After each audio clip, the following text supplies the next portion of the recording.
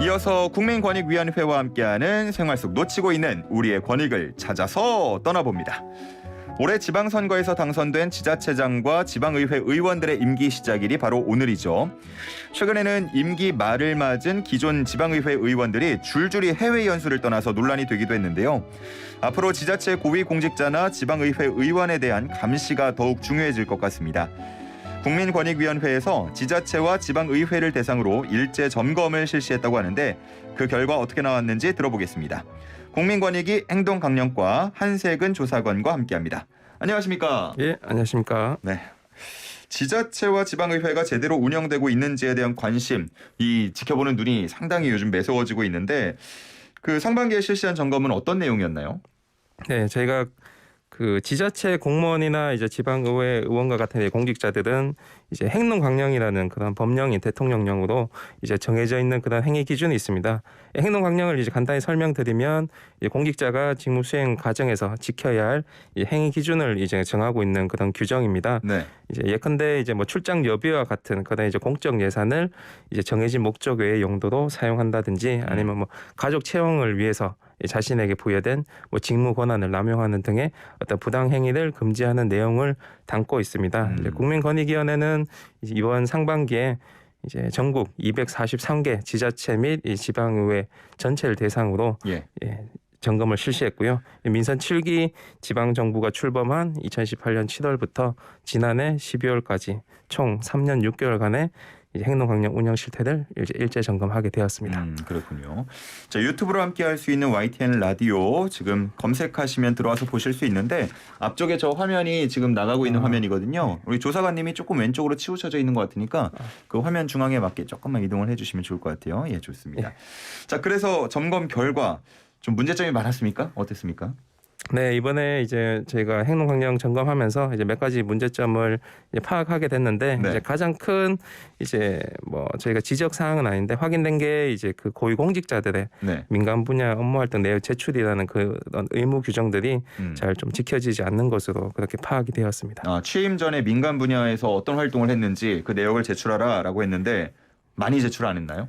네, 저희가 그 고위공직자의 이해충돌 방지를 위해서 이제 행동강령에서는 이제 지자체장 그리고 이제 지방의회 의장, 부의장, 뭐 특별상임위원회 위원장 같은 경우는 취임 전 3년간의 민간 업무 활동 내역을 이제 제출하도록 하고 있습니다. 근데 이제 이번 점검에서 이제 지자체장 같은 경우는 제출 의무자가 총 이제 255명이었는데 이 중 이제 44%인 113명만이 이제 활동 내역을 제출한 것으것으로 그렇게 드러났고요.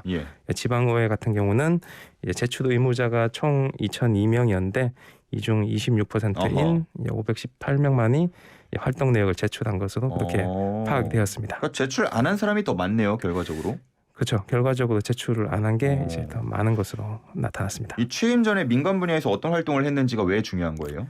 아무래도 이제 그 공직으로 이제 새롭게 이렇게 들어오시게 되는 분들은 이제 민간에서 이제 일하실 때 이제 알던 사람들과 어떤 사적 이해관계가 많이 연계되어 있고 그런 분들이 실제로 공직 사회에 들어와서 이제 직무를 수행하게 되면 이해충돌 상황이 발생하게 되는데 이런 것들이 이제 제출되지 않을 경우는 이제 그런 것들이 이제 문제로 야기될 소지가 있게 되는 거죠. 요즘 이게 가장 많은 분들께서 국민분들께서 지켜보고 있는 날카롭게 매섭게 지켜보고 있는 분야 중에 하나거든요.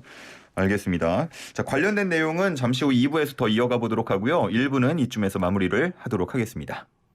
슬기로운 라디오 생활 2부 계속됩니다. 국민권익위원회와 함께하는 우리의 권익을 찾아서 시간인데 지자체와 지방의회를 대상으로 일제 점검을 실시했고 그 결과를 들어보고 있었습니다.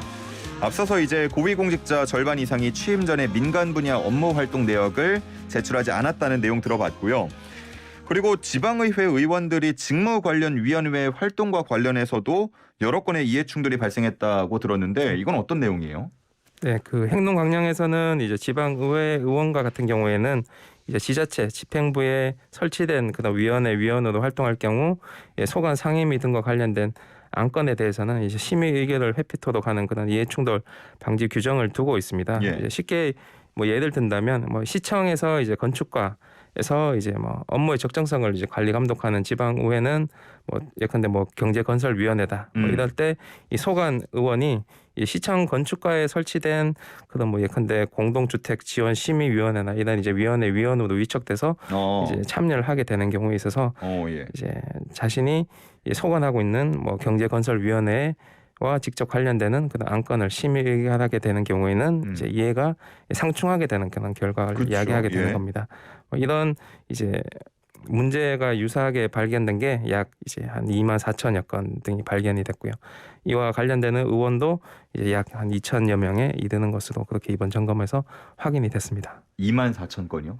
예, 맞습니다. 이거 하나하나 확인하기도 너무 힘들었을 것 같은데요. 예, 그래서 저희가 이제 뭐 좀 많은 시간을 들여서 점검을 진행을 하게 되었습니다. 2018년부터 작년 12월까지 네, 총 3년 6개월간의 운영 실태를 3년 점검했습니다. 6개월간에 2만 4천 건이면 이거 상당한 것 같은데 그리고 또 그 공무원의 부적절한 출장비 사용도 늘 언급이 되고 논란이 되는 부분이에요. 이게 적발된 경우가 있었다고요. 예, 안타깝게도 이번 점검에서도 이제 계속 확인이 되었던 부분입니다. 예. 지난 3년 6개월간의 이제 지자체에서 처리된 그런 행동강령 신고 사건 2,100여 건을 저희가 확인을 해봤는데요. 네. 이 중 이제 79%인 1,654건이 지방 공무원들의 출장비 부당 수령과 관련된 그런 사건은 확인이 되었습니다. 예. 부당 수령이라고 하면 뭐예요? 안 갔는데 갔다고 하진 않을 거 아니에요. 그렇죠. 뭐 그런 것들도 있습니다. 이제 그런 예컨대 것도 이제 출장을 안 가는데 이제 간 것처럼 이제 허위로 이제 공문을 이제 상신을 해서 출장비를 타내는 그리고 뭐 3시간을 갔다 왔는데 뭐 8시간 시간을 부풀려서 출장비도 이제 더 타내는 뭐 그런 형태의 부당 수령이 결국은 이게 다 세금이고 돈인 거잖아요. 그렇죠. 결국은 이제 공무원들한테 지급되는 그 각종 수당들은 사실 국민들이 내신 그런 세금으로 이제 충당되는 거라서 사실 이런 이제 공직자들의 어떤 도덕적 해이 문제가 특히 이런 출장비에서 많이 나타나는 것으로 확인되었습니다. 이런 거가 적발이 되면은 뭐 그러니까 이른바 이제 좀 속된 말로 하면 토해낸다 이렇게 그렇죠. 표현하는데 뭐 환수가 되나요?